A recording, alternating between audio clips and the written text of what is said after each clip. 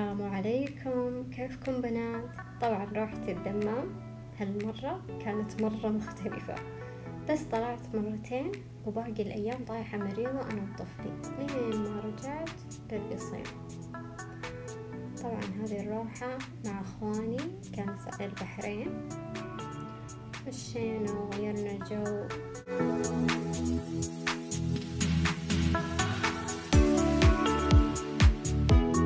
ورحنا للأفنيو نتمشى هناك، قررنا نتغدى بالأفنيو.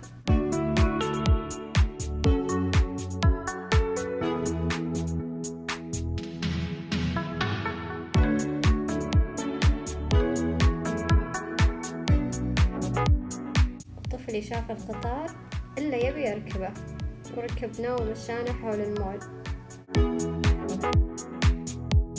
طلعنا للبحر برا نشوف المنظر الحلو. بعدها طلعت مع صديقاتي عشاء مطعم إيطالي جديد، خبر حلو مرة ورايق وديزاينه مرة حلو.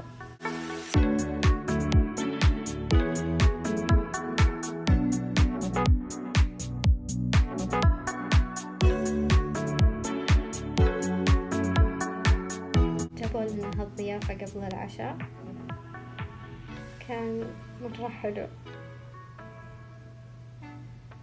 وهذا طلبنا، كان مرة لذيذ بنات.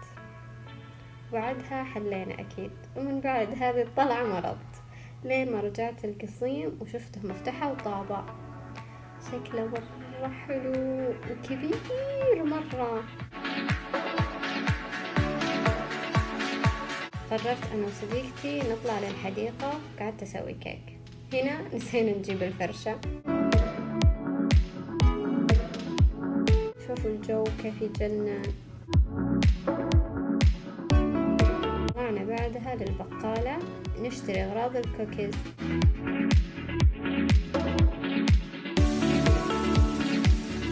وجبنا الأغراض والحين نبي نسويه.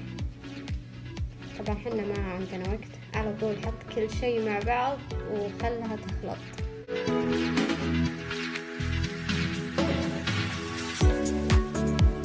هنا كورناهم ودخلنا داخلها الجلاكسي، وهذا الشكل النهائي. هذا العشاء مصقعة من يد صديقتي، كان مرة يامي بنات. هنا تحمر بزيادة بس عادي حلو. وحنا نتعشى اتفقنا نطلع بكرة كافيه، ورحنا الكافيه سدرة. المكان مرة حلو ورايق.